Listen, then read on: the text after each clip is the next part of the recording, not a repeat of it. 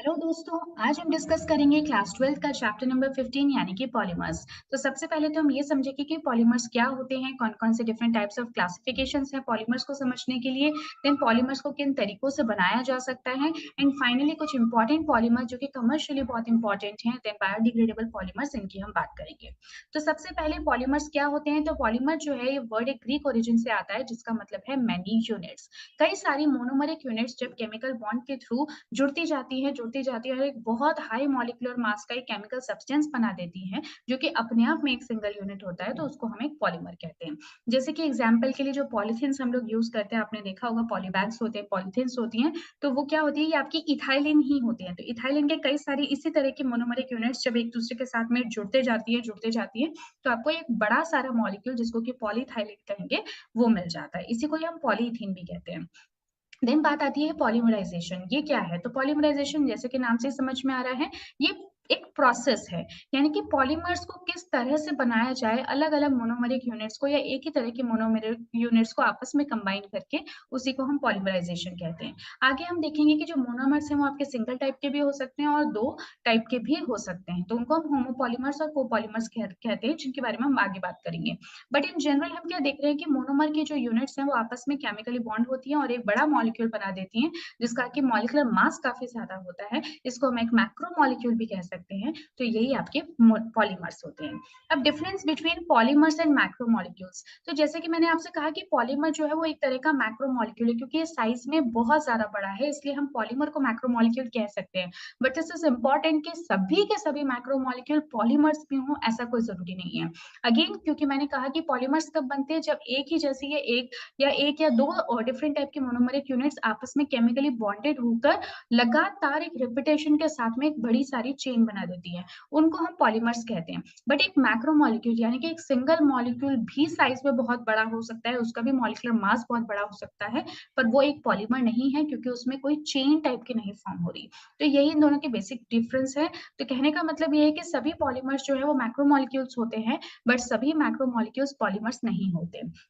तो बहुत important line है, polymers are macromolecules while all micromolecules may not be polymer.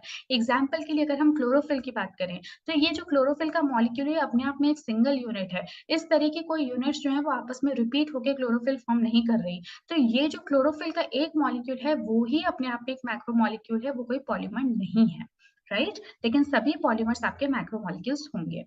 Then अगर हम बात करें classification of polymers on the source of origin, हम बहुत सारे डिफरेंट काइंड्स ऑफ क्लासिफिकेशंस देखेंगे अलग-अलग क्राइटेरिया के ऊपर। तो सबसे पहला जो हमारा बेसिस है वो है सोर्स ऑफ ओरिजिन के बेसिस पे आप पॉलीमर्स को कैसे-कैसे बाँट सकते हो। तो बेसिकली हम 3 टाइप में बाँट सकते हैं, नेचुरल पॉलीमर्स, सिंथेटिक पॉलीमर्स और semi synthetic polymers. Natural polymers वो होते हैं आपको जो डायरेक्टली नेचर से मिलते हैं, जिसको कि ह्यूमन ने नहीं बनाया है किसी भी लैब में या किसी भी सिंथेटिक मेथड से, वो आपके नेचुरल पॉलीमर्स कहलाते हैं।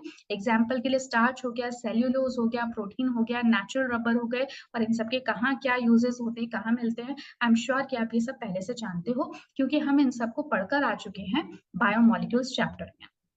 देन अगर हम बात करें सिंथेटिक पॉलीमर्स की, तो ये पूरी तरह से लेबोरेटरी के अंदर बनाए जाते हैं। ये मैन मेड पॉलीमर्स होते हैं या फिर सिंथेटिक पॉलीमर्स होते हैं। एग्जाम्पल के लिए पॉलीथीन हो गया, सिंथेटिक रबर हो गया, पॉलीविनाइल क्लोराइड यानी कि पीवीसी हो गया, नायलॉन 66, टेफ्लॉन, ऑरलॉन, इन सब की हम आगे जाके बात करेंगे। देन फाइनली आपका आता है सेमी सिंथेटिक पॉलीमर। जो सेमी सिंथेटिक पॉलीमर्स हैं वो हैं तो कहीं न कहीं नेचुरल पॉलीमर्स ही, बट उनको मॉडिफाई कर दिया जाता है लैब के अंदर।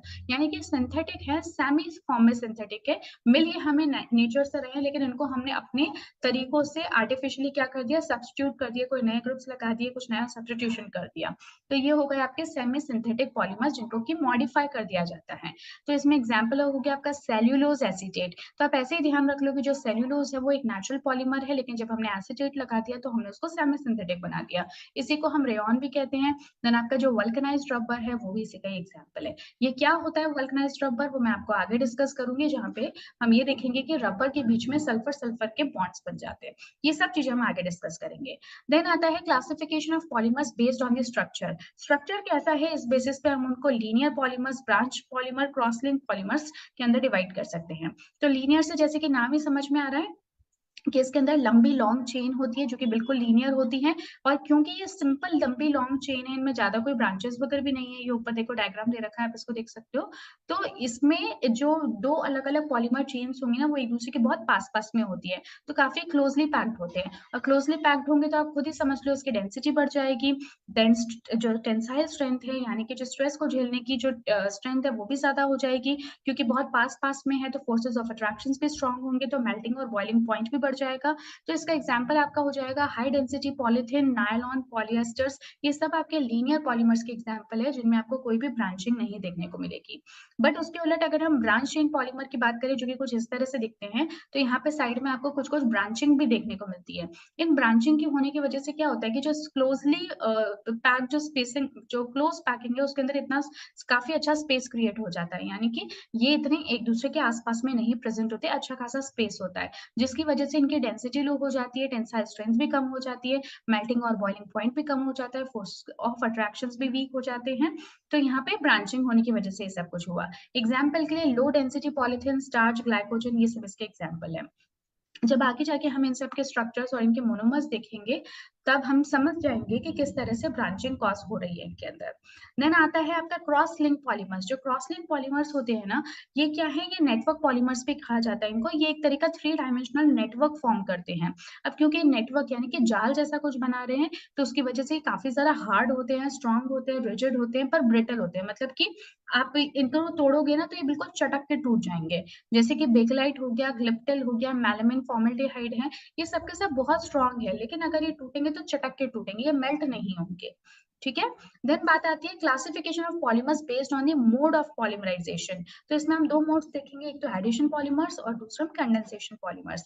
एडिशन पॉलीमर्स में एक कॉमन चीज़ आपको हमेशा देखने को मिलेगी कि जो मोनोमरिक यूनिट्स है ना, उनके अंदर डबल या फिर ट्रिपल बॉन्ड, या कह सकते हैं कि अनसैचुरेटेड कंपाउंड्स होंगे वो, ये हमेशा प्रेज़ेंट होगा। इनका जो एम्पिरिकल फॉर्मूला होता है वो मोनोमर जैसा ही होता है। ऐसा क्यों? क्योंकि यहाँ पे कोई भी नया मॉलिक्यूल जो है वो ना तो एंटर करता है मोनोमरिक यूनिट के अंदर, ना ही उससे बाहर निकलता है। इस वजह से जैसा भी मोनोमर का मास है, एग्ज़ैक्टली वही मास आपको पॉलीमरिक चेन के अंदर भी देखने को मिलेगा।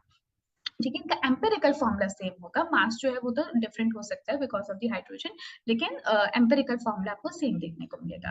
अब ये जो है ये भी हमारे 2 तरह के हो सकते हैं, जैसे कि होमोपॉलीमर्स हो सकते हैं, कोपॉलीमर्स। होमोपॉलीमर्स वो होते हैं जहाँ पे कि सभी के सभी एक ही जैसी मोनोमेरिक यूनिट काम में आए, यानी एक ही तरह की मोनोमेरिक यूनिट जो है वो आपस में जुड़-जुड़ के एक पूरा पॉलीमर बना दे, तो उसको हम होमोपॉलीमर कहेंगे। कोपॉलीमर्स वो होते हैं जिनके अंदर हमें अलग-अलग तरह की मोनोमेरिक यूनिट, जैसे इस केस में एक ब्यूटाडाइन है, एक स्टाइरीन है। जब ये दोनों आपस में मिल जाते हैं तो ये क्या बना देते हैं, ये ब्यूना एस बना देते हैं। तो ये है क्या, ब्यूटाडाइन स्टाइरीन रबर है। ये एक अलग तरह की मोनोमरिक यूनिट, ये एक अलग तरह की मोनोमरिक यूनिट, दोनों ने आपस में मिलके एक पॉलीमर बना दिया। तो this would be an example of a copolymer. उसके अलावा जो दूसरी कैटेगरी है हमारी वो है कंडेंसेशन पॉलीमर्स। जो कंडेंसेशन पॉलीमर्स होते हैं ना, उसके अंदर क्या होता है कि जब आपस में मोनोमरिक यूनिट्स एक दूसरे के साथ कंबाइन होती है, केमिकली बॉन्ड होती हैं, तो उस टाइम पे एक छोटा-सा जो मॉलिक्यूल है, छोटा स्मॉल स्टेबल मॉलिक्यूल जो है वो एलिमिनेट हो जाता है। एग्ज़ाम्पल के लिए वाटर निकल जाएगा, या अल्कोहल निकल जाएगा, या फिर हाइड्रोजन क्लोराइड मिल निकल जाएगा, कोई इस तरह का एक छोटा-सा स्मॉल सा स्टेबल मॉलिक्यूल बाहर निकल जाएगा। एग्ज़ाम्पल के लिए नायलॉन 6,6 ले सकते हो। तो आप जैसे कि देख रहे हो कि यहाँ पे क्या है, हेक्सामेथिलीन डायमीन और एडिपिक एसिड 2 मोनोमेरिक यूनिट्स है। अब आपसे कोई पूछे कि क्या ये कोपॉलीमर है? तो हाँ, ये कोपॉलीमर होगा क्योंकि 2 यहाँ पे different different monomeric units use हो रही हैं। तो ये है हमारा हेक्सामेथिलीन डायमीन, और इसको हम कहते हैं एडिपिक एसिड। तो ये जब आपस में कंबाइन होते हैं तो आप क्या देख रहे हो कि यहाँ से वाटर का एक मॉलिक्यूल निकल जाएगा। यहाँ से तो H2 और यहाँ से एक ऑक्सीजन निकल जाएगा, और ये दोनों NH और CO ग्रुप आपस में जुड़ जाएँगे। ये दिख रहा होगा आपको? तो एक अमाइड बॉन्ड यहाँ पे फॉर्म हो जाएगा। अब आप ये बहुत अच्छे से जानते हो कि अमाइड बॉन्ड जो है वो क्या होता है, क्योंकि अगेन हम अमीन्स चैप्टर में इसको पढ़ के आए हैं, राइट? तो ये हमारा बन गया नायलॉन 6,6। उसके बाद में है classification of the polymers based on molecular forces. किस तरह के मॉलिक्यूलर फोर्सेस प्रेजेंट हैं? तो इनको हम 4 पार्ट्स में डिवाइड करते हैं, elastomers, fibres, thermoplastic and thermosetting polymers. जो इलास्टोमर्स है उनकी प्रॉपर्टीज कैसी होती हैं, इलास्टिक टाइप की प्रॉपर्टी होती है, तो जितने भी रबर या रबर से मिलते जुलते आपके सेमी सिंथेटिक या नेचुरल रबर्स हैं, वो सब इस कैटेगरी में आ जाएंगे। ये क्या होते हैं, ये पॉलीमर्स होते तो सॉलिड ही हैं, लेकिन इनके बीच में जो इंटरमॉलिक्यूलर फोर्सेस ऑफ अट्रैक्शन है वो इतनी स्ट्रांग नहीं होती। एग्जाम्पल के लिए नेचुरल रबर हो गया, ब्यूना एस हो गया, ब्यूना एन हो गए, ये सब एग्जाम्पल हो गए। अब यहाँ पे जो वीक बाइंडिंग फोर्सेस प्रेजेंट होते हैं पॉलीमर्स की वजह के बीच में, उसी की वजह से स्ट्रेचिंग जो है पॉसिबल हो पाती है। तो यहाँ पे क्रॉस लिंकिंग प्रेजेंट तो होती है, लेकिन वो क्रॉस लिंकिंग क्या है, वो इतनी स्ट्रांग नहीं है। इसी क्रॉस लिंकिंग की वजह से इलास्टिक प्रॉपर्टी आती है कि जैसे ही आप खींचोगे तो वो खींचता चला जाता है, पर जैसे ही आप छोड़ोगे तो वो अगेन अपनी इलास्टिसिटी को रिटेन करते हुए चीजें आपस लौट जाती है। यही प्रॉपर्टी हमें रबर के अंदर भी देखने को मिलती है। So rubbers would be an example of elastomer. But इसी जो फोर्स है, जो वीक क्योंकि फोर्सेस यहाँ पे प्रेजेंट होते हैं, तो इसी को और स्ट्रेंथन अप करने के लिए हम क्या कर देते हैं, रबर का वल्कनाइजेशन कर देते हैं, यानी कि बीच में डाइसल्फाइड बॉन्डिंग जो है उसको इंसर्ट कर देते हैं। वो हम सब आगे डिस्कस करेंगे। देन बात आती है आपके फाइबर्स। जो फाइबर्स होते हैं वो थ्रेड लाइक होते हैं, इनको क्लोथ्स में, नेट्स में, रोप्स या गॉजेस बनाने में काम में लिया जाता है।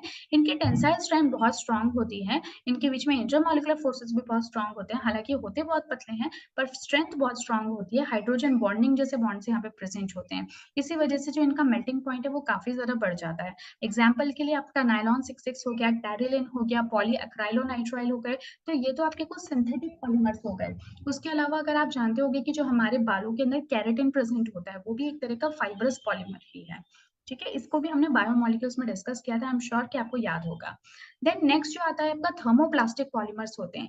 ये पॉलीमर्स कैसे होते हैं, ये भी लीनियर पॉलीमर्स होते हैं, इनके बीच में भी जो वेंडरवाल फोर्सेस ऑफ अट्रैक्शन है कोई ज्यादा स्ट्रांग नहीं होते, तो ये आपके हीट करने पर मेल्ट हो जाते हैं। इनकी इंपॉर्टेंट प्रॉपर्टी आप ये ध्यान रखना कि जब हम इनको हाई टेम्परेचर पे लेके जाते हैं, यानी कि हीट करते हैं, तो ये मेल्ट हो जाते हैं, और मेल्ट होने के बाद में आप इनको किसी भी शेप में चेंज कर सकते हो। जैसे ये कूल होते हैं तो वो उसी शेप में वापस से सेटल हो जाते हैं। अगेन अगर आप उसका शेप चेंज करना चाहते हो, मोल्ड करना चाहते हो, तो फिर से आप हाई टेम्परेचर पे ट्रीट करो, मेल्ट हो जाएंगे और फिर से आप उनका शेप कुछ नया दे सकते हो। तो ये प्रॉपर्टी होती है थर्मोप्लास्टिक पॉलीमर्स की। एग्जाम्पल के लिए इसके अंदर पॉलिथीन या फिर पॉलीस्टाइरीन आ जाएंगे। बट जो थर्मोसेटिंग पॉलीमर्स होते हैं, उनके बीच उनके जो मासेस होते हैं ना वो इतने ज्यादा नहीं होते, यानी कि हल्के ही होते हैं। और यहाँ पे क्या होती है, क्रॉस लिंकिंग प्रेजेंट होती है। बट ये थ्री डायमेंशनल होते हैं नेचर में, क्योंकि क्रॉस लिंकिंग है इसलिए थ्री डायमेंशनल होंगे। बट यहाँ पे इंपॉर्टेंट बात आप ये रखोगे कि इनको अगर एक बार हीट कर दिया जाए ना, तो उसके बाद में क्या होता है कि ये फिर से आप इनको, मतलब ये मेल्ट नहीं होते, ये बिल्कुल ब्रिटल होते हैं। तो जैसे ही आप हाई टेम्परेचर पे ट्रीट करोगे तो या तो ये टूट जाएंगे, या फिर ये किसी भी शेप में, ये आप इनको मेल्ट करके इनको नया शेप नहीं दे सकते। इनको टूटना ही टूटना है अगर आप इनको हाई टेम्परेचर पे ट्रीट करोगे। तो जैसा भी शेप आप इनको एक बार दे देते हो, वही शेप इनके अंदर रिटेन रहता है, अदरवाइज ये टूट जाता है। जैसे कि एग्जाम्पल के लिए बेकेलाइट हो गए, मेलामाइन फॉर्मल्डिहाइड रेसिन हो गए, यूरिया फॉर्मल्डिहाइड रेसिन हो गए। तो ये तो हो गए हमारे डिफरेंट क्लासिफिकेशंस ऑफ पॉलीमर्स और डिफरेंट क्राइटेरियाज।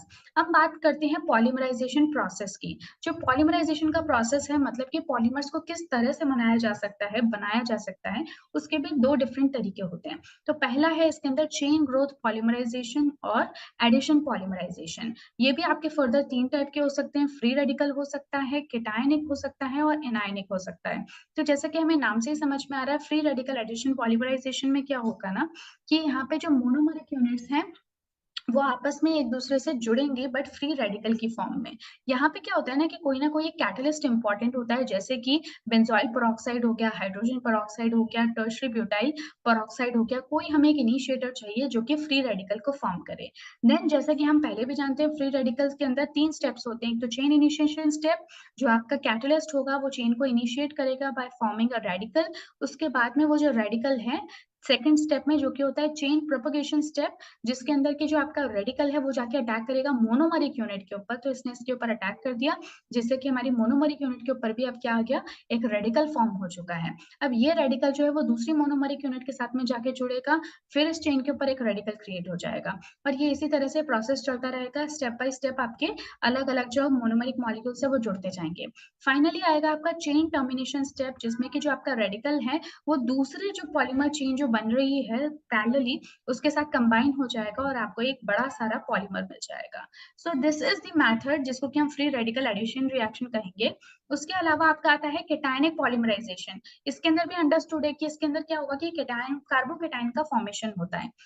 और आप जानते हो कि कार्बोकेटाइन का फॉर्मेशन होगा लुईस एसिड के प्रेजेंस में, जैसे कि BF3AlCl3 या फिर SnCl4 या फिर प्रोटोनिक एसिड्स जैसे कि H2SO4 या फिर HF। अब जो ये कार्बोकेटाइन है ये कितना आपका स्टेबल होता है, ये बेसिकली डिसाइड करेगा कि जो मोनोमरिक यूनिट है उसकी रिएक्टिविटी कितनी ज्यादा होगी। अगेन इसके अंदर भी एक इनिशिएशन स्टेप होगा, जैसे कि हमने कहा एक लुईस एसिड है, वो लुईस एसिड क्या करेगा, सबसे पहले वो इलेक्ट्रॉन्स को लेगा और जिसकी वजह से कार्बोकेटाइन क्रिएट होगा। तो आपने देखा जैसे कि H2SO4 है, ये H+ और HSO4 नेगेटिव के अंदर टूटा, BF3 है तो वो इस तरह से टूट जाएगा। बाद में ये जाके अटैक करेंगे आपकी मोनोमरिक यूनिट के ऊपर और इस तरह से मोनोमरिक यूनिट के अंदर एक आपको कार्बोकेटाइन बना हुआ मिल गया। अब ये जो कार्बोकेटाइन है वो दूसरे जो हमारे मोनोमरिक यूनिट्स हैं उनके कॉन्टेक्ट में आएगा और इस तरह से ये जो प्रोसेस है आगे से आगे बढ़ता जाएगा और कार्बोकेटाइन्स बनते जाएंगे। तो हम इसी स्टेप की बात कर रहे हैं कि अगर आपका कार्बोकेटाइन यहाँ पे काफी स्टेबल होता है तो जो रिएक्टिविटी है मोनोमरिक यूनिट्स की वो भी ज्यादा तेज हो जाती है। जैसे कि इस केस में ये टर्शियरी कार्बोकेटाइन है जो कि काफी स्टेबल है, तो ऐसे में रिएक्टिविटी ज्यादा होगी। और फाइनली टर्मिनेशन स्टेप में क्या होगा कि जो आपका कार्बोकेटाइन है वो उसमें से एक हाइड्रोजन निकल जाएगा जिसकी वजह से वहां पे एक डबल बॉन्ड क्रिएट हो जाएगा और आपकी चेन जो है वो वहीं पर बंद हो जाएगी, रिएक्शन वहीं पे स्टॉप हो जाएगा। ठीक है। देन उसके बाद में जो हमारा नेक्स्ट और लास्ट आता है वो है एनायनिक पॉलीमराइजेशन, जिसमें कि कार्बन एनायन का फॉर्मेशन होता है। यहाँ पे एक स्ट्रॉन्ग बेस होता है जो कि इस रिएक्शन को इनिशिएट करेगा। जैसे कि KNH2 हमारे पास में है तो K+ और NH2 नेगेटिव बना देगा। अब ये NH2 नेगेटिव जो बना ये जाके अटैक करेगा आपका मोनोमरिक यूनिट के ऊपर, जिससे कि कार्बन एनायन बन जाएगा। अब बस आगे तो बहुत सिंपल है, ये कार्बन एनायन जो है वो दूसरे मोनोमरिक यूनिट के कॉन्टेक्ट में आएगा जिससे कि एक और कार्बन एनायन बनता जाएगा चेन के अंदर। फिर फाइनली ये जो कार्बन एनायन है उसके अंदर से जब H पॉजिटिव निकलेगा, एक डबल बॉन्ड क्रिएट होगा, तो आपकी चेन जो है वो पूरी की पूरी कंप्लीट हो जाएगी। तो बिल्कुल सेम से ही स्टेप्स है, अगर आप इनको एक बार खुद से करके देखोगे तो कुछ भी इसमें इतना डिफिकल्ट नहीं है। फर्स्ट था फ्री रेडिकल, सेकंड है कार्बोकेटायन और थर्ड है आपका कार्बन एनायन। और रिएक्टिविटी ऑर्डर भी आपको पता है कि फ्री रेडिकल्स और कार्बोकेटायन के केस में जो रिएक्टिविटी ऑर्डर है वो tertiary then secondary then primary का होता है स्टेबिलिटी का। बट अगर हम कार्बन एनायन की बात करें यानी कि एनायनिक पॉलीमराइजेशन की बात करें तो ये जो स्टेबिलिटी का ऑर्डर है ये अलग हो जाता है। इसमें primary then secondary then tertiary alkyl halides आ जाते हैं, या फिर कोई भी हैलाइड ही नहीं, कोई भी जो इलेक्ट्रॉन विड्रॉइंग ग्रुप है उसके साथ में ऐसा ही होगा। देन नेक्स्ट आता है आपका step growth polymerization. Step growth polymerization में क्या होता है ना कि जो मोनोमरिक मॉलिक्यूल्स है ना वो स्टेप वाइज ऐड होते हैं, जबकि उसके केस में हम देख रहे थे पहले वाले केस में एडिशन रिएक्शन के अंदर कि एक साथ चेन पॉलीमराइजेशन जब हो रही थी तब एक साथ सारे के सारे मोनोमरिक यूनिट्स एक दूसरे के साथ जुड़े जा रहे थे। बट स्टेप ग्रोथ के अंदर पहले एक मोनोमरिक यूनिट दूसरे के साथ जुड़ेगी, फिर दूसरे के बाद में तीसरे जुड़ेगी, फिर तीसरे के बाद में चौथी जुड़ेगी। और छोटे छोटे जो मॉलिक्यूल्स हैं जैसे कि वाटर, अमोनिया, HCl और RH, ये एक के बाद निकलते जाएंगे, यानी कि इनका निकलना इंपॉर्टेंट है ताकि हमारा स्टेप वाइज चेन की ग्रोथ हो। तो इसी को ही हम कहेंगे स्टेप ग्रोथ पॉलीमराइजेशन। तो चेन ग्रोथ में और स्टेप ग्रोथ में यहाँ पे कुछ डिफरेंसेस दे रखे हैं, उनको हम फटाफट से देख लेते हैं। सबसे पहली बात, अगर हम चेन ग्रोथ मैकेनिज्म की बात करें तो हमने ये देखा था कि यहाँ पे एक इनिशिएशन स्टेप होता है, देन प्रोपेगेशन होता है, देन टर्मिनेशन होता है। हमने तीनों केसेस में देखा था, कार्बोकेटाइन, फ्री रेडिकल और कार्बन एनायन के केस में। बट स्टेप ग्रोथ के अंदर कोई नहीं है, यहाँ पे सिर्फ एक इक्विलिब्रियम स्टेप होता है और यहाँ पे एलिमिनेशन होता जाता है मॉलिक्यूल्स का, ताकि जो ग्रोथ है वो चेन की बढ़ती जाए। नेक्स्ट होता है इसमें एक ही टाइम पर, अगर आप किसी भी एक टाइम की बात करो तो एक टाइम पर एक ही यूनिट जो है रिपीटिंग यूनिट जाके जुड़ती है। जबकि स्टेप ग्रोथ में अगर हम बात करें तो दो स्पीशीज तो कम से कम होनी चाहिए जिसमें से कि मॉलिक्यूल्स निकलते जाएंगे और वापस में जुड़ते जाएंगे। अगर हम चेन ग्रोथ पॉलीमराइजेशन की बात करें तो यहाँ पे मिक्सचर के अंदर एक किसी भी एक पर्टिकुलर पॉइंट ऑफ टाइम पर मोनोमर कोई ना कोई प्रेजेंट होगा, कोई ना कोई पॉलीमर प्रेजेंट होगा और जो चेन ग्रो कर रही है वो प्रेजेंट होगा किसी भी पॉइंट ऑफ टाइम पर। जबकि अगर हम स्टेप ग्रोथ पॉलीमराइजेशन की बात करें तो यहाँ पे सिर्फ आपकी मॉलिकुलर स्पीशीज जो है वही प्रेजेंट होती हैं, क्योंकि वही मॉलिक्यूल्स जो है वो चेन के जो चेन बन रही है उसके कांटेक्ट में आते जाएंगे और एक एक ग्रुप को एलिमिनेट करते जाएंगे। तो at any point of time आपके मॉलिकुलर स्पीशीज प्रेजेंट होती हैं। देन बात आती है molecular mass of the polymers. जो पॉलीमर्स हैं उनका मॉलिकुलर मास आप कैसे फाइंड आउट कर सकते हो? तो हमें पता है कि जो पॉलीमर चेन होती है उसके अंदर उसके अंदर मोनोमरिक यूनिट्स हैं। अब ऐसा तो कहीं पे डिफाइन कर नहीं रखा है कि एक जो मोनोमर है वो कितने मोनोमर्स के साथ जाके कंबाइन हो सकता है, यानी कि एक जो चेन है वो कितनी भी लंबी हो सकती है और छोटी भी हो सकती है।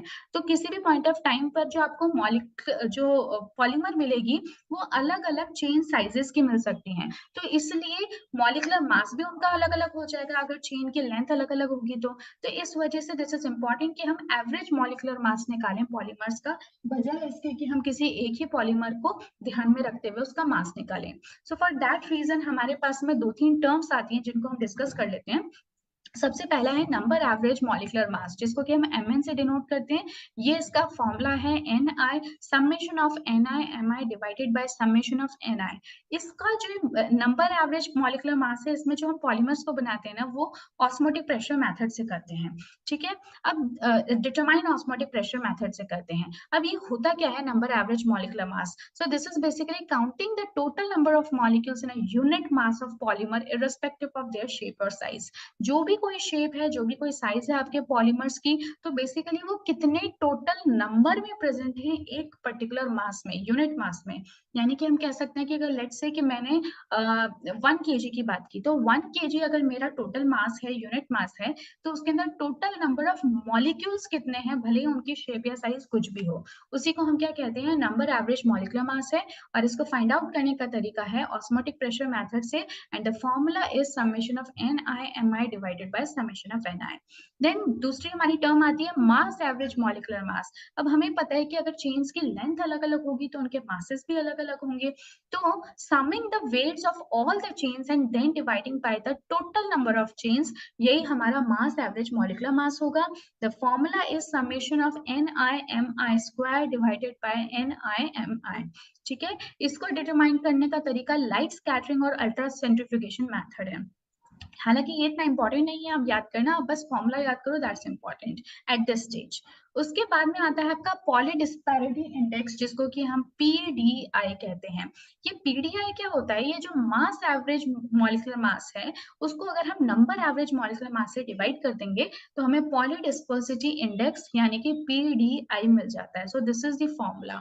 अब जो आपके नेचुरल पॉलीमर्स होते हैं ना, उनका पीडीआई की वैल्यू जो है वो इक्वल टू 1 होती है। कहने का मतलब ये है कि वो मोनोडिस्पर्स होते हैं, यानी कि सब एक जैसे ही होते हैं। अगर हम उनके अंदर पॉलीमर्स, किसी भी एक पॉलीमर को अगर हम देखते हैं जो कि नेचुरल पॉलीमर है, तो आप देखोगे कि सभी के सभी जो चेन्स है ना, वो एक ही जैसी होंगी, यानी कि होमोजेनस ही होंगी। बट अगर हम सिंथेटिक पॉलीमर्स की बात करें तो अलग अलग चेन्स के पॉलीमर का बनना बहुत नेचुरल है। सो दैट्स वाई पीडीआई जो है वो ग्रेटर देन 1 हो जाता है। अब यहाँ से हम बात करेंगे कुछ इंपॉर्टेंट पॉलीमर्स की, जो कि कमर्शियली काफी इंपॉर्टेंट होते हैं।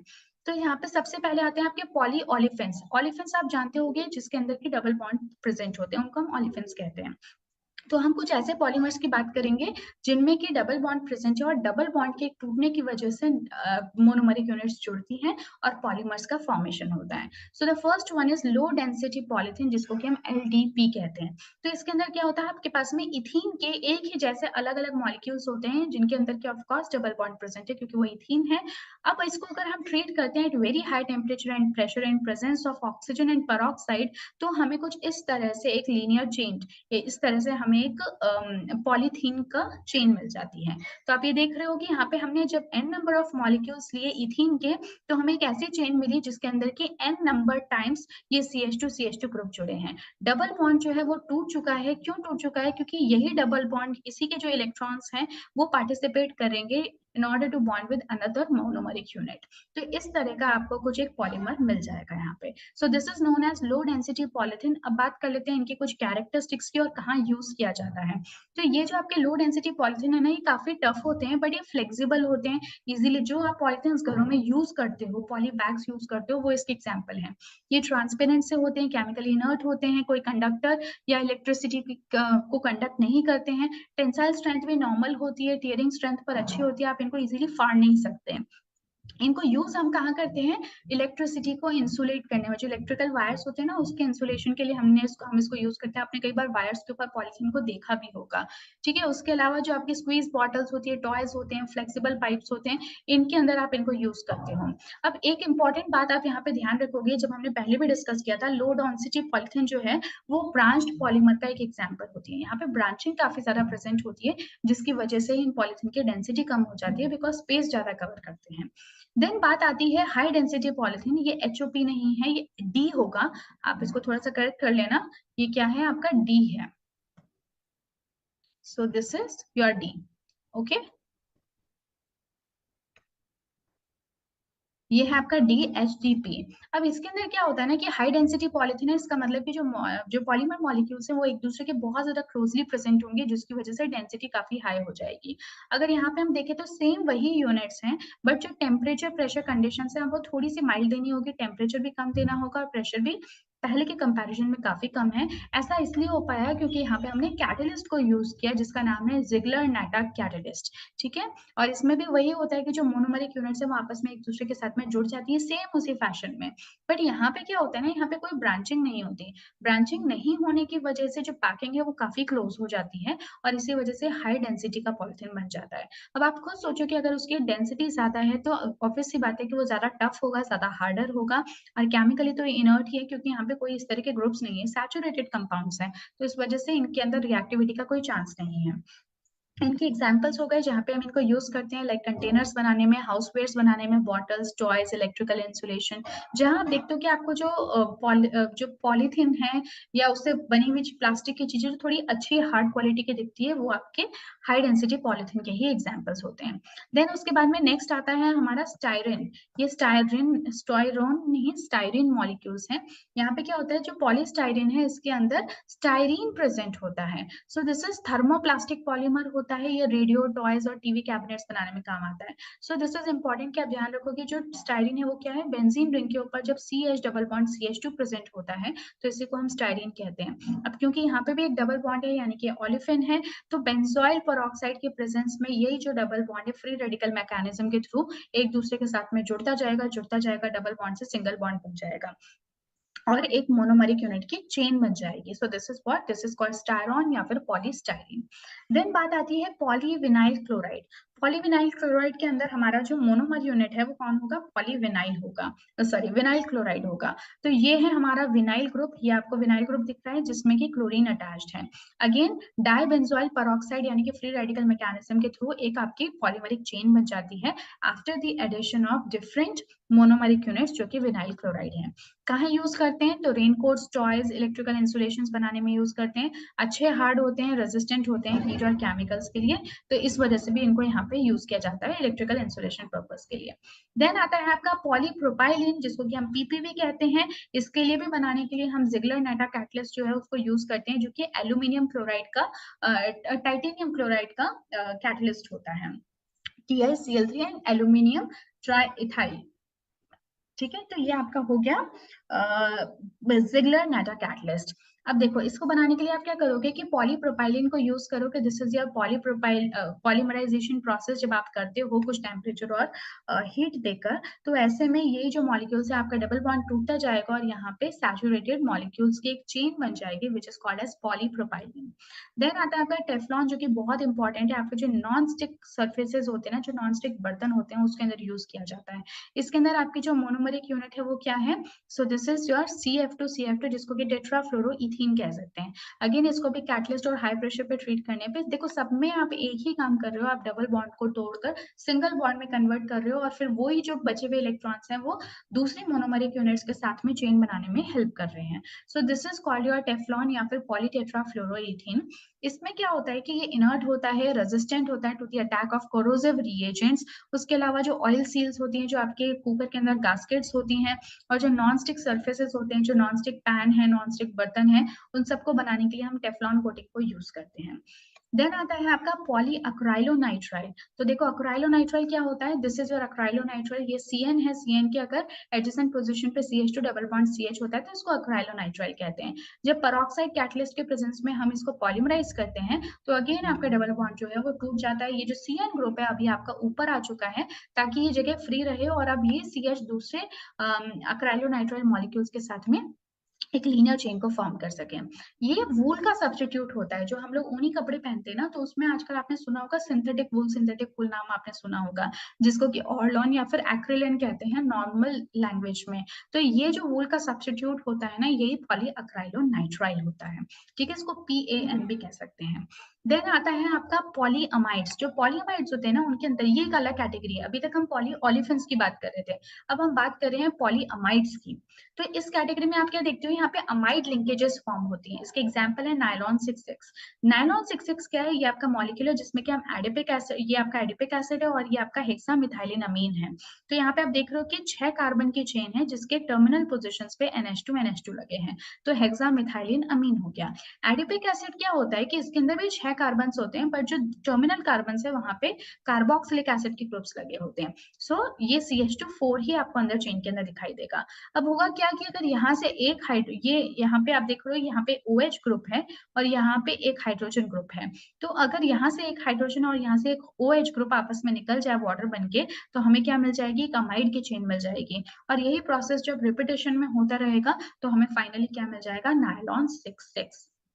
बहुत इंपॉर्टेंट है, एग्जामिनर्स के फेवरेट एग्जाम्पल्स में से एक है, आप ये समझ सकते हो।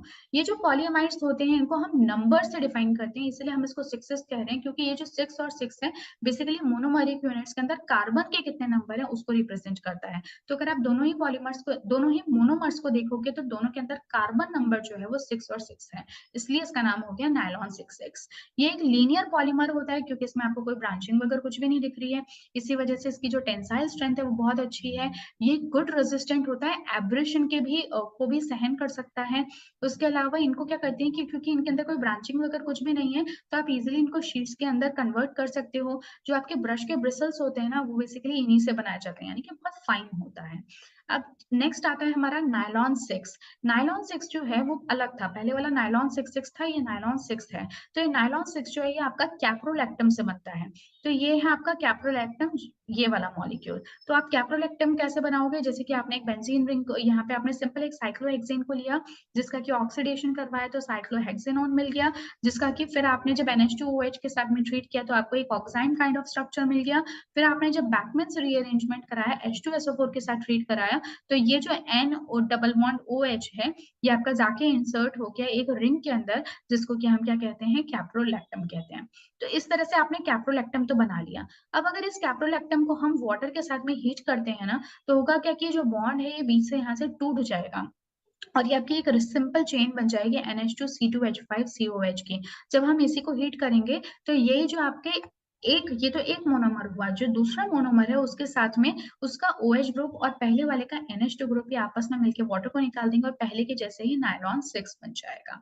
ठीक है, सो दिस इज इंपॉर्टेंट कि इसका जो मोनोमरिक यूनिट है वो कौन कहलाएगा, कैप्रोलैक्टम।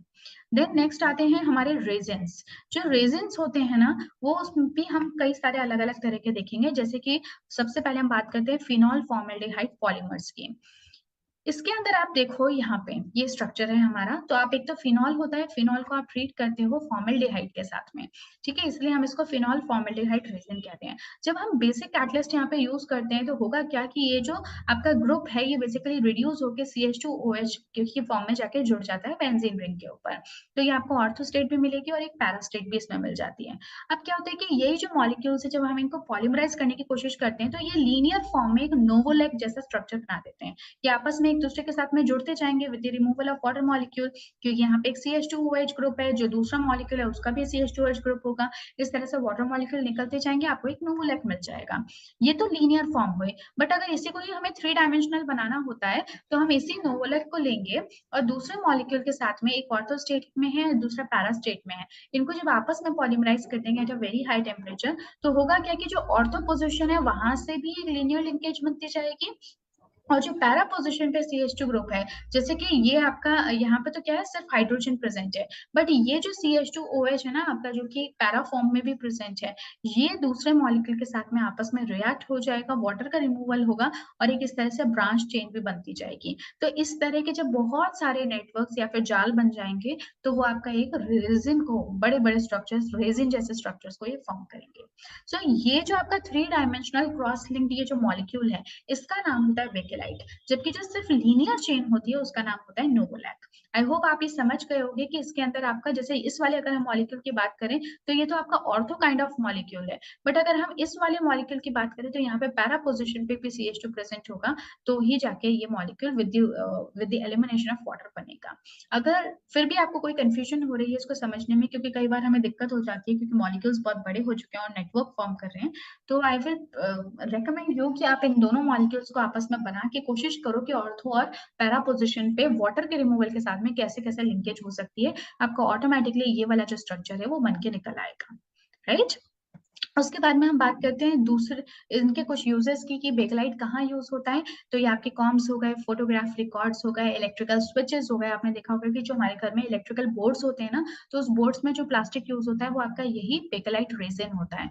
बल्कि जो आपके सॉफ्ट बेकेलाइट्स होते हैं ना, वो वार्निशेस और लैक्वर्स के अंदर यूज होते हैं। वार्निश करते हैं ना जो दीवारों को या वुडन पीसेस को, तो उसके लिए हम सॉफ्ट बेकेलाइट्स को यूज करते हैं। देन नेक्स्ट आता है आपका मेलामिन फॉर्मल्डिहाइड रेजिन। तो मेलामिन जो है ये एक कोपॉलीमर है। कोपॉलीमर क्यों? क्योंकि यहाँ पे दो different kinds of monomeric units use हो रही हैं। तो एक तो आपका मेलामाइन है और दूसरा फॉर्मल्डिहाइड। मेलामाइन का स्ट्रक्चर याद रखना इंपॉर्टेंट है, ये है तो बेंजीन जैसा, बट यहाँ पे क्या है, ऑल्टरनेट पोजिशन पे नाइट्रोजन प्रेजेंट है कार्बन की जगह। उसके अलावा बीच बीच में NH2 ग्रुप्स भी सब्स्टिट्यूटेड है। अब बिल्कुल बहुत सिंपल है, एक तरफ आपका एल्डिहाइड है, दूसरी तरफ आपका NH2 है, तो आप जानते हो कि वाटर के रिमूवल के साथ में यहाँ पे क्या बन सकता है, NHCH2OH, इस तरह का आपका ग्रुप जो है वो बन सकता है। अब क्योंकि इस तरह का ग्रुप है तो वाटर के रिमूवल के साथ में यही जैसे हमने पहले वाले केस में देखा था, एक क्रॉस लिंकिंग बन सकती है at ortho position and at para position. तो वही एग्जैक्टली यहाँ पर होता है और मेलामाइन पॉलीमर बन जाता है, जिसको कि हम मेलामाइन फॉर्मल्डिहाइड रेजिन का नाम देते हैं। अब इनके यूजेस क्या है, प्रॉपर्टीज क्या है, तो क्योंकि एक क्रॉस लिंकिंग है तो इसलिए बहुत हार्ड होंगे और टफ होंगे, काफी ब्रिटल होंगे। तो घर में जो हमारी क्रॉकरीज होती है जिनको कि हम नॉन ब्रेकेबल कहते हैं या फिर अनब्रेकेबल कहते हैं, वो अनब्रेकेबल क्रॉकरीज इन्हीं मेलामाइन रेजिन्स की बनी होती हैं। इनको अगर ऊपर हाइट से गिरा भी दिया जाए तो ये इजिली टूटते नहीं है। उसके बाद में नेक्स्ट आता है एग्जैक्टली ऐसे ही यूरिया फॉर्मल्डिहाइड रेजिन। जो यूरिया फॉर्मल्डिहाइड रेजिन है उसके अंदर एक तो आपका यूरिया यूज होगा, दूसरा फॉर्मल्डिहाइड यूज होगा। इनको आपस में हीट करोगे तो देखो एक तरफ NH2 ग्रुप है, दूसरी तरफ CHO ग्रुप है, तो सीधी सी बात है ये आपस में क्या बना देंगे, CONH बना देंगे, जिनका की पॉलीमराइजेशन हो जाएगा। तो बिल्कुल वैसे ही वाटर के रिमूवल के साथ में OH ग्रुप यहाँ से हटता जाएगा और वाटर के रिमूवल के साथ में आपको एक लंबी सारी चेन मिल जाएगी। आप जरूर इसको 2 से 3 यूनिट्स तक एक बार पॉलीमर बनाने की कोशिश करो, आपको इजीली समझ में आ जाएगा कि इन्होंने क्या स्ट्रक्चर बना रखा है। जितनी बार ये रिपीट होगा, जितनी मोनोमेरिक यूनिट्स यहाँ पे यूज होंगे, उतने टाइम्स आप यहाँ पे एन को लिख दोगे। सो this is your urea formaldehyde resin, urea formaldehyde से बनकर। देन नेक्स्ट आते हैं आपके कुछ नेचुरल रबर्स जैसे कि आइसोप्रीन। जो हमें जो पेड़ों के लेटेक्स से जो हमें नेचुरल रबर मिलता है उसका स्ट्रक्चर आइसोप्रीन जैसा होता है। यानी कि ये क्या है, ये 1,3-ब्यूटाडाइन स्ट्रक्चर है जिसके कि सेकंड पोजीशन पे, सेकंड कार्बन पे एक मिथाइल ग्रुप लगा होता है। ठीक है, तो ये भी आप खुद ही समझ सकते हो कि यहाँ पे क्योंकि डबल बॉन्ड टर्मिनल पोजिशंस पे है, तो जैसे जैसे अनसैचुरेशन हटता रहेगा तो ये चेन एक फॉर्म लंबी कर लेंगे, जिसको ही हम नेचुरल रबर कहते हैं। तो आइसोप्रीन तो आपकी सिंगल यूनिट हो गई, बट जो नेचुरल रबर है वो इन्हीं आइसोप्रीन से आपस में मिलकर क्या एक लंबी चेन को फॉर्म करने का प्रोसेस है।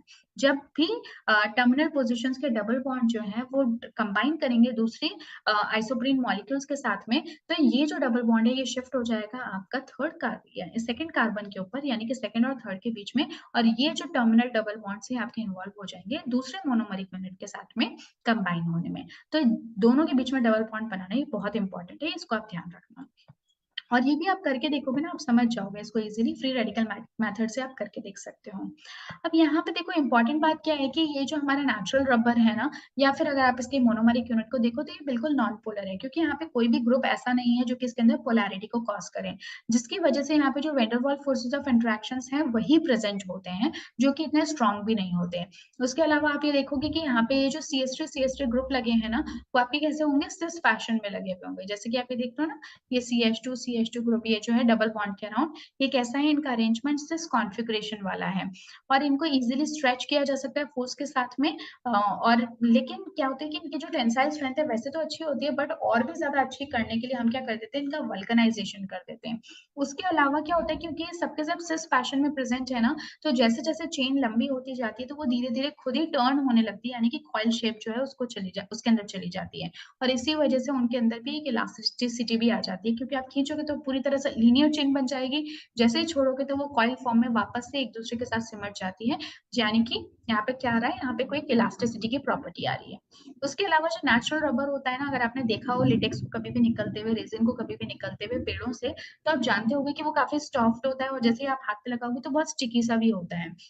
और ये बहुत कम टेम्परेचर जैसे कि 10 से 50 डिग्री सेल्सियस के टेम्परेचर पे ही सस्टेन कर सकता है। अगर आप ज़्यादा हाई टेम्परेचर पे लेके जाओगे तो बिल्कुल सॉफ्ट हो जाएगा, एकदम मेल्ट सा होने लग जाएगा और जैसे ही टेम्परेचर कम होता है तो बिल्कुल एकदम चिपक जाता है और ब्रिटल सा हो जाता है और टूटने सा लगता है, ठीक है? तो इनकी जो एब्ज़ॉर्प्शन कैपेसिटी होती है वाटर को एब्ज़ॉर्ब करने की वो काफ़ी अच्छी होती है। ये ऑक्सिडाइजिंग एजेंट्स और ऑर्गेनिक सॉल्वेंट्स के साथ में रिएक्ट कर जाते हैं क्योंकि आप देख रहे हो कि यहाँ पे डबल बॉन्ड्स प्रेज़ेंट है अल्टरनेट फैशन में। इनको कमर्शियल पर्पस के लिए हम इतना काम में नहीं ले सकते क्योंकि इनके अंदर जो प्रॉपर्टीज़ है ना वो बहुत ज़्यादा हमें इफेक्टिव देखने को नहीं मिलती हैं। सो दिस इज़ इम्पोर्टेंट कि हम इनको थोड़ा-सा मॉडिफाई करें, इसलिए हम क्या कर देते हैं कि जो रबर्स हैं उनका वल्कनाइज़ेशन कर देते हैं। वल्कनाइज़ेशन करके हम इनकी स्ट्रेंथ को और ज़्यादा बढ़ा रहे हैं, ज़्यादा हाई टेम्परेचर पे भी सस्टेन कर सकें इसलिए। तो ये जो वल्कनाइज़ेशन है इसका मतलब होता है सल्फर-सल्फर पॉलीसल्फाइड क्रॉस लिंकिंग अगर हम कर देते हैं, 2 अलग-अलग आइसोप्रीन से बनी हुई पॉलीमरिक चेन्स के बीच में at a very high temperature of 110 degree Celsius with sulphur, तो इस प्रोसेस को हम कहेंगे वल्कनाइजेशन ऑफ रबर।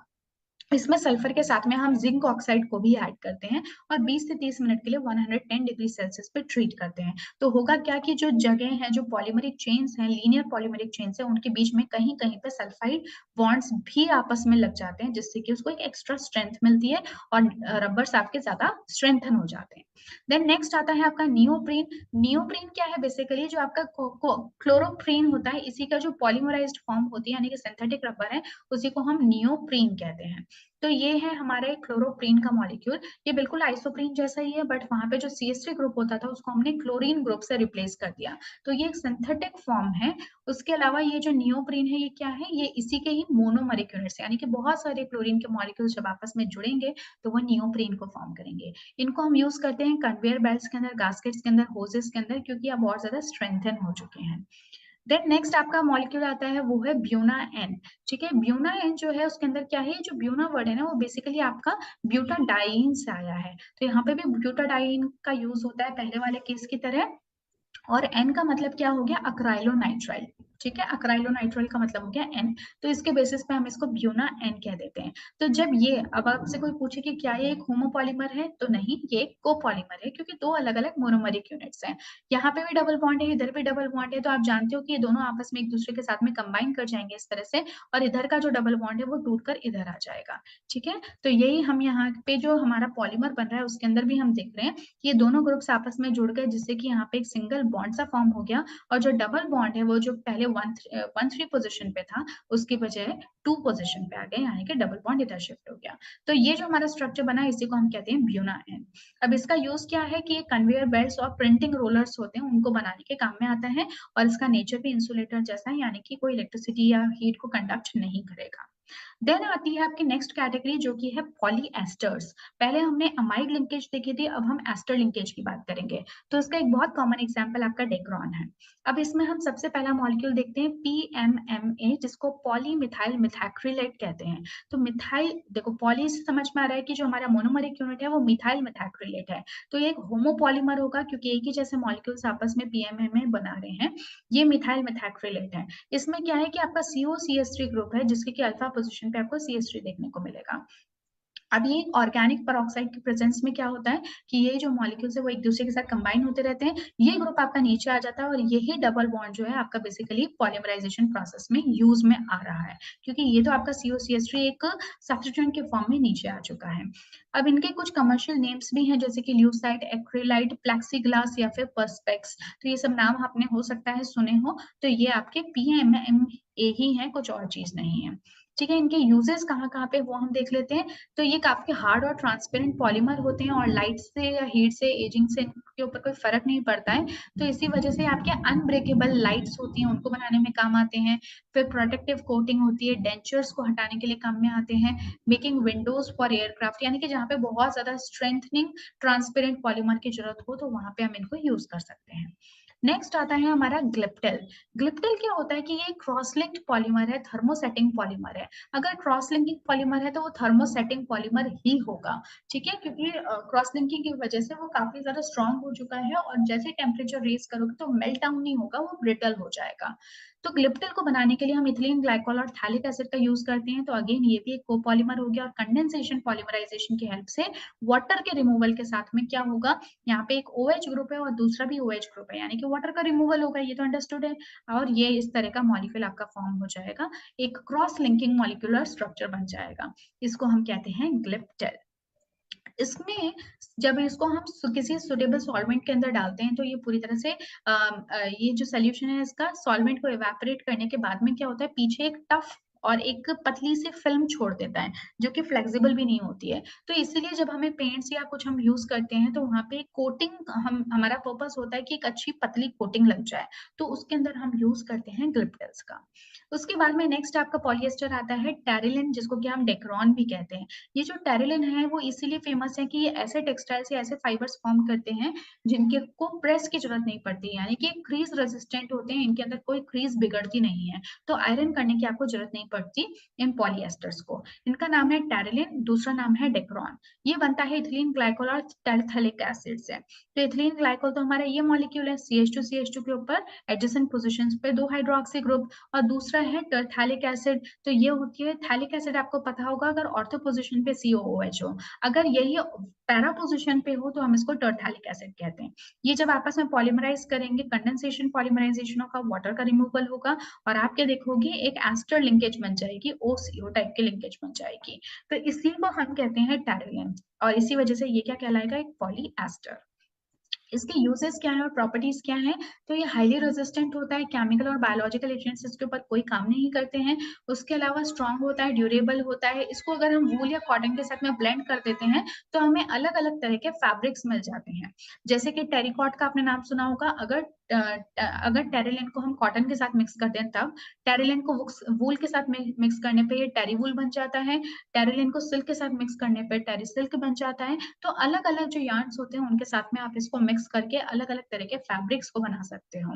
इसके अलावा अगर हम फैब्रिक्स के अलावा देखें तो ये मैग्नेटिक रिकॉर्डिंग टेप्स जो है उनको बनाने के काम में आता है, कन्वेयर बेल्ट्स, एप्रॉन्स को बनाने के काम में आता है। देन लास्ट जो हमारा है वो है बायोपॉलीमर्स एंड बायोडिग्रेडेबल पॉलीमर्स। अभी तक हमने जितने भी पॉलीमर्स की बात की ना, वो जो सिंथेटिक पॉलीमर्स थे वो क्या थे, बायोडिग्रेडेबल नहीं थे। यानी कि अगर ये अगर नेचर में चले जाते हैं, सॉइल के अंदर चले जाते हैं तो कोई ऐसे एंजाइम्स नहीं है, कोई ऐसे जर्म्स नहीं है, माइक्रो ऑर्गेनिजम्स नहीं है जो कि उनको ईट कर सकें। बट कुछ ऐसे भी सिंथेटिक पॉलीमर्स हैं जो कि बायोडिग्रेडेबल हैं, उनकी अब हम बात करेंगे। तो मैंने आपको नॉन बायोडिग्रेडेबल का समझाया, मतलब इसका एग्जांपल आपका पॉलीथीन बैग होगा, जिनको कि अगर हम डिस्पोज करते हैं तो ये बहुत गलत है, क्योंकि एनवायरमेंटली ये बहुत गलत मैसेज जाता है और एनवायरमेंट को बहुत बुरा इफेक्ट करता है। लेकिन जितने भी हमारे नेचुरल पॉलीमर्स होते हैं, जिनको कि हम बायोपॉलीमर्स भी कहते हैं, जैसे कि पॉलीसेकेराइड प्रोटीन्स, न्यूक्लिक एसिड जिसमें डीएनए, आरएनए सब आ जाते हैं, तो वो सबके सब आपके बायोडिग्रेडेबल होते हैं, जो भी हमें नेचर से मिल रहे हैं। तो वो उनको क्या है कि वो एंजाइम्स के प्रेजेंस में डिग्रेड हो जाते हैं। बट जैसा कि मैंने आपसे कहा, सिंथेटिक पॉलीमर्स भी हम ऐसे बनाना चाहते हैं जो कि बायोडिग्रेडेबल नेचर के हो, ताकि अगर अर्थ में चाहे सॉइल में चाहे हवा में तो खैर पॉलीमर्स नहीं जाएंगे, बट अगर सॉइल में किसी भी तरह से वो पॉलीमर्स जाते हैं तो उनका इजी कंजम्पशन हो सके और एनवायरनमेंट को कोई भी किसी तरह का नुकसान ना पहुंचाए। एग्जाम्पल के लिए अगर हम बात करें, ये तो एक बायोडिग्रेडेबल पॉलीमर की है जिसमें कि एलिफेटिक पॉलीएस्टर्स हैं। For an example, 3 hydroxy butanoic acid, ये आपका एक मॉलिक्यूल है जिसको हम 3 हाइड्रोक्सी पेंटानोइक एसिड के साथ में ट्रीट करते हैं, तो हम एक बायोडिग्रेडेबल पॉलीमर बनाते हैं। ठीक है, तो हमने कोशिश ये की है कि हम सिंथेटिकली भी लैब के अंदर भी ऐसे पॉलीमर्स को बना सकें जो कि नेचर से इन्फ्लुएंस्ड हो, यानी कि वो भी बायोडिग्रेड हो सके, नेचर के प्रेजेंस में, माइक्रो ऑर्गेनिजम्स के प्रेजेंस में इजीली डिग्रेड हो सके, हालांकि बनाए पूरी तरह से सिंथेटिकली लैब्स के अंदर है। तो इसका एग्जांपल क्या है? एलिफेटिक पॉलिएस्टर, जो कि आपका आ गया ये एक मॉलिक्यूल। ये पॉलिएस्टर क्यों है? क्योंकि यहाँ पे एस्टर लिंकेज आपको देखने को मिल रही होगी, ओसीओ बॉन्ड यहाँ पे बन रहा है, राइट? तो ये पॉलिएस्टर बन रहे हैं and 3 hydroxy butanoic acid and 3 hydroxy pentanoic acid, ठीक है? तो ये हो गया हमारा एक मॉलिक्यूल। उसके अलावा दूसरा मॉलिक्यूल होता है नायलॉन 2 नायलॉन 6। इसके अंदर हम एक तो नायलॉन 2 को यूज में लेते हैं, जो कि आपका ग्लाइसिन है। 2 क्यों कह रहे हैं? क्योंकि यहाँ पे कार्बन के नंबर कितने हैं? 2 है। मैंने आपको पहले भी बताया था, जब भी अमाइड लिंकेज की पॉलीअमाइड्स बनाने की बात आती है तो वहां पे कार्बन के नंबर्स देखे जाते हैं। तो इस केस में कार्बन के नंबर 2 है, और जो दूसरा मोनोमरिक यूनिट है वो नायलॉन 6 कहलाएगा, क्योंकि यहाँ पे कार्बन के नंबर आपको 6 देखने को मिल रहे हैं। दोनों ही केसेस में NH2 और COH ग्रुप दोनों आपस में प्रेजेंट है एक ही मॉलिक्यूल के अंदर। इनको भी जब हम आपस में कंबाइन कराते हैं तो नायलॉन 2 नायलॉन 6 पॉलीमर बनता है। ये भी आपका बायोडिग्रेडेबल नेचर का है।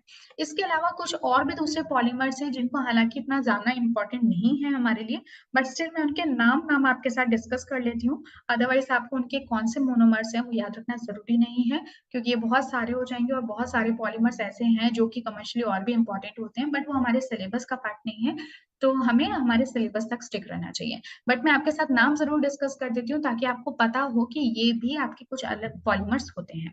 फॉर एन एग्जाम्पल, जैसे कि सारन हो गया, ASS रबर हो गया, बबल गम जो च्युइंगम्स हम खाते हैं ना, वो भी एक्चुअली क्या है? पॉलीमर ही है, स्टाइरिन ब्यूटाडाइन रबर का। स्टाइरिन मैंने आपको बताया था, जब बेंजीन रिंग के ऊपर CH double bond CH2 group लगा हुआ होता है, ठीक है, उसी को हम स्टाइरिन कहते हैं। जब आप उसको ब्यूटाडाइन के साथ में ट्रीट करोगे तो आपको जो एक रबर मिलेगा, वही रबर या फिर च्युइंगम जो है उसी को ही हम बबल गम कहते हैं, और जिसको हम च्यू करके बहुत खुश होते हैं।